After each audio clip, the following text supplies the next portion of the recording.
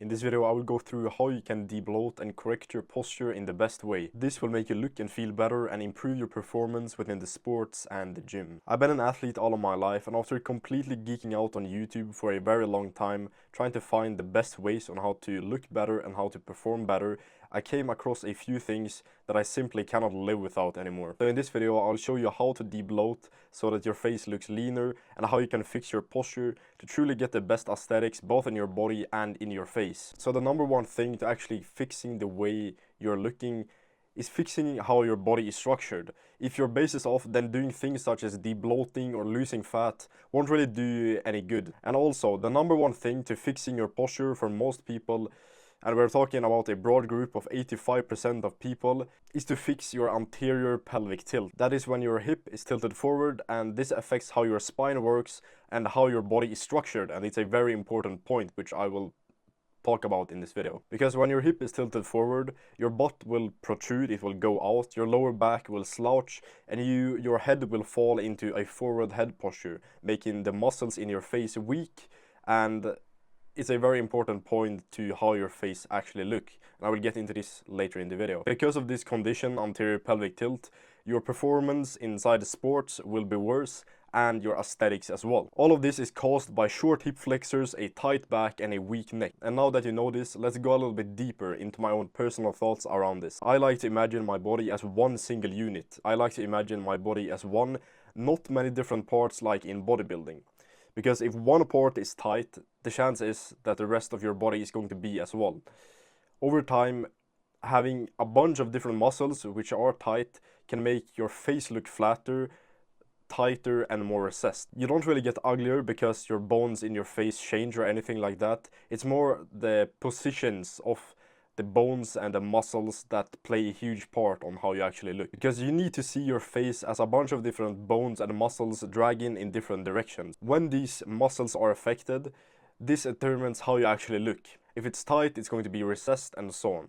This is kind of common TikTok knowledge. If you are black-pilled, you know this to be a very important thing. It's going to determine how your relationships are, how fast you're going to get a promotion at work, how good your grades are, because the better you look, the better people are going to treat you.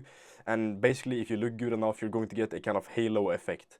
But this is very rare for most people. This is not like simply a black pill channel, but I would truly want to touch on this because it's very important in my opinion. So together with fixing your anterior pelvic tilt, I will go over how you can actually debloat your face as well. Because the reason you want to debloat your face in the first place is because once you have the right face structure, you have the right angularity, you have facial protrusion and so on, and basically you just want to look better. That's why you want to. So remove puffiness is like almost having a fast like fat loss in your face. It's going to make a very big difference on how your face looks. Like if you've eaten a bunch of salt, if you've eaten a bunch of carbs, your face is just going to look more puffy and less angular, and this is something that can truly affect how things go out for you.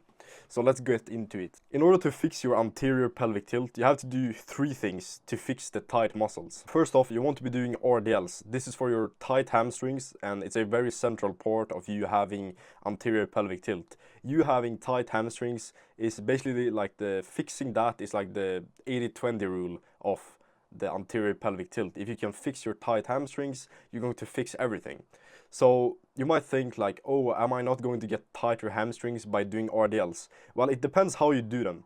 If you really focus on the stretch in the movement, if you focus on the stretch far down when you are like bent over, that's not going to like be negative in any shape or form. It's actually going to be positive because you're stretching the muscles. Don't do this on a very, very high weight. Do it on a smaller amount of weight and try to really, really stretch the muscle. That's really going to help you when you're trying to cure this fucking problem that we all have. The second thing that you want to be doing inside a gym is to work on your lower abs. When you work on your lower abs, you're going to get your spine more aligned, and having weak abs in general is one of the like driving causes for you having anterior pelvic tilt. You can imagine it like when your spine is tilted in this way, like your abs are going to be very weak and your lower back is going to be very tight. So when you train your abs and you stretch your lower back, that's going to like kind of ease off the imbalance, and you're going to create more of an balance inside of the spine, which is going to make your spine more aligned. Now for this reason, because you want to align your spine more, and if you have forward head posture, you want to be training the back parts of your neck and also the front parts of your neck, but not that much.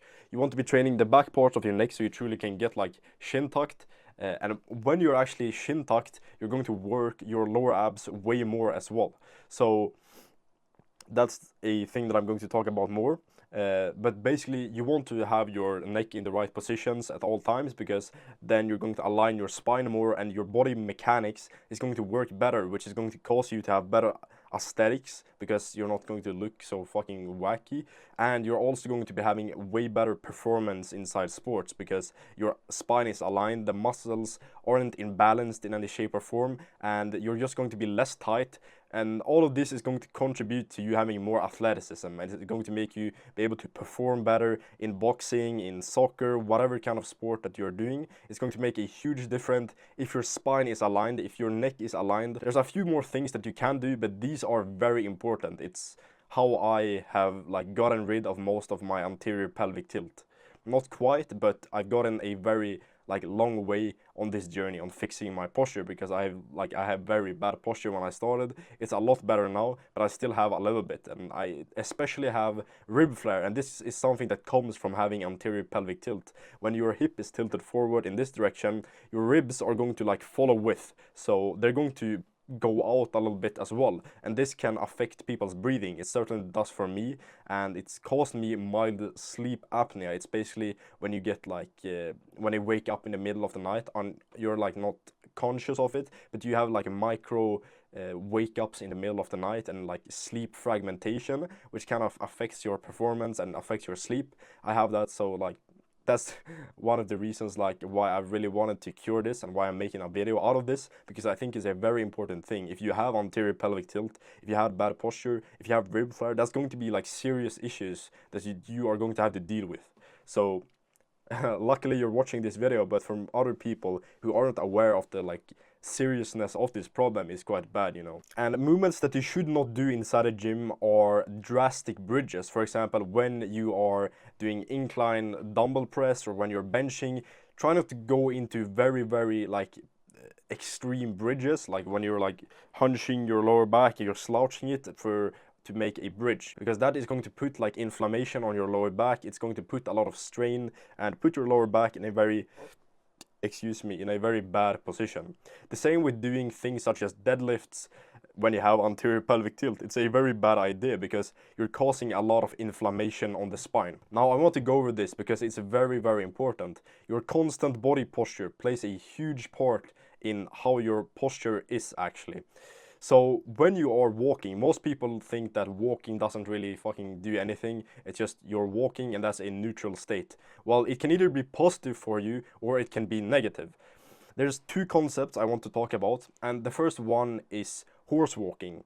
Now, horse walking is something that is very important, and this is one of the factors that can either be negative for you or it can be positive for your posture, how your face look, and how your athleticism actually is, how tight you are. So horse walking is basically when you have either your feet pointed neutral or slightly inward. But what I see when I walk on the street is that most people have their feet pointing outwards and they walk like really goofy. I have a friend who has this quite a lot, like no offense to him, but it's over time, according to like studies and how our body actually works, over time this like walking style, when you have your toes pointing outward, that's going to affect your posture. It's going to affect how your body actually works, how your body mechanics works.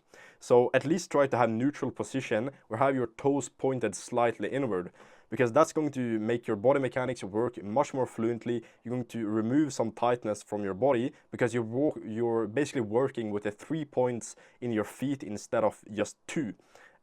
And if you think this is bullshit, search it up for yourself. Like, write something like correct posture for walking or something like this, and you will find that working on the 3 points of your feet is way better than working on 2 points, which are doing when you have your toes pointing outwards. Very important. So the second thing is doing ab walking, and doing ab walking is good because what you're doing then is you're basically shin tucking while you're walking. And I talked about this before. When you work your lower abs, you're basically ensure and your neck as well. That has a very good synergy. So when you're working your neck and you like shin tuck it and you work the back part of your neck, that's going to make it better so that your spine is more aligned. And for this reason, you are going to work and engage your core more when you're walking.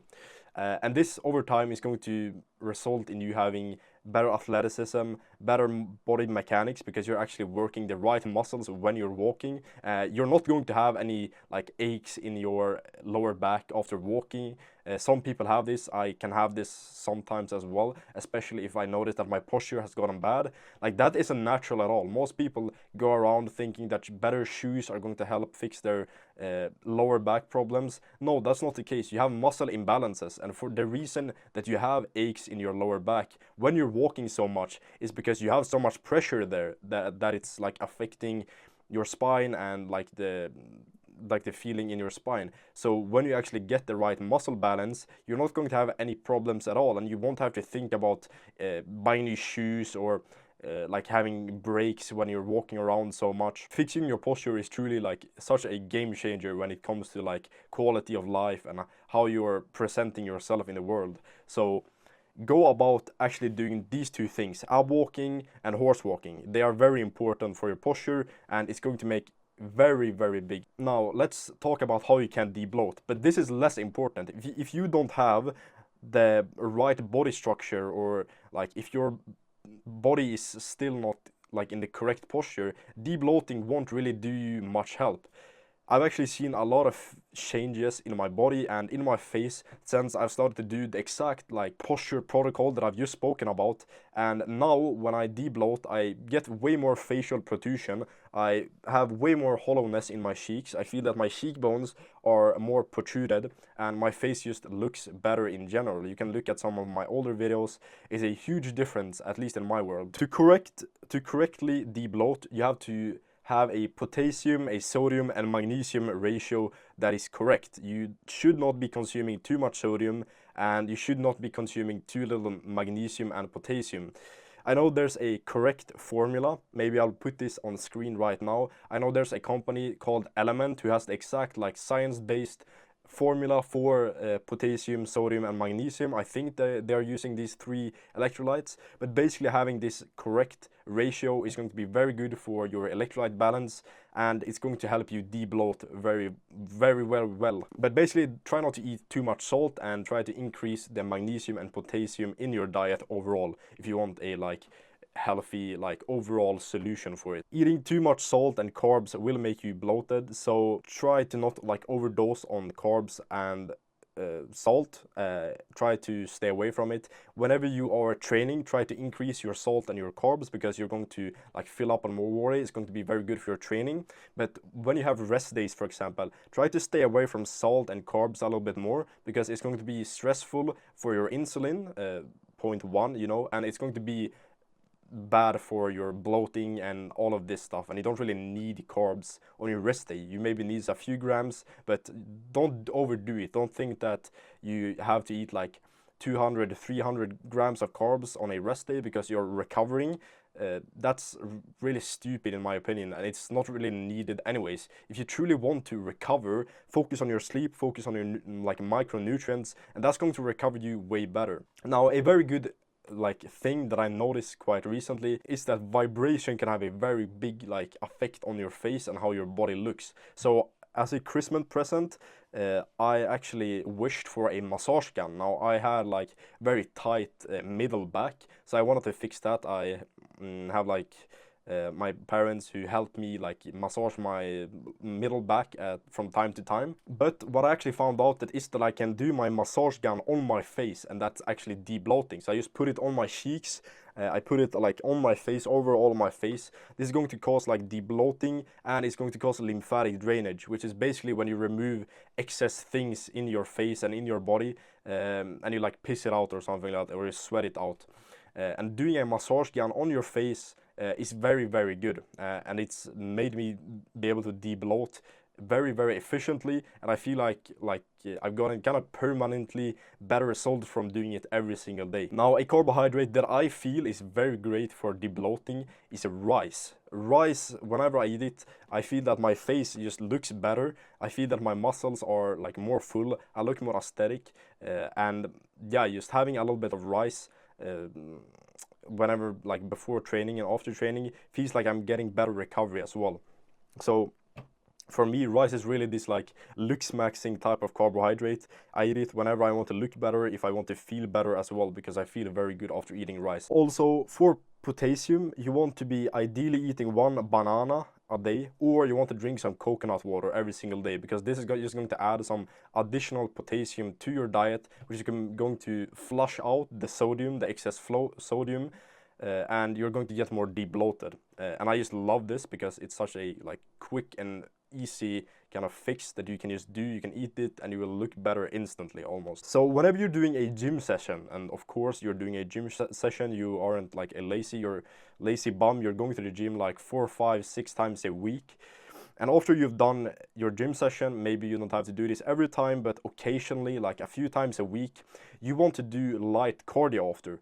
What this does is that when your glycogen in your muscles are depleted from the strength training, you're going to burn more fat, firstly. You're going to get more recovered because you're basically pumping out the adrenaline that you have gotten from the strength training. And also, that's going to cause like great recovery, and you're just speeding up the recovery process, basically. And the third thing, you are going to cause, or even the fourth thing, you're going to give yourself like a nice little debloat.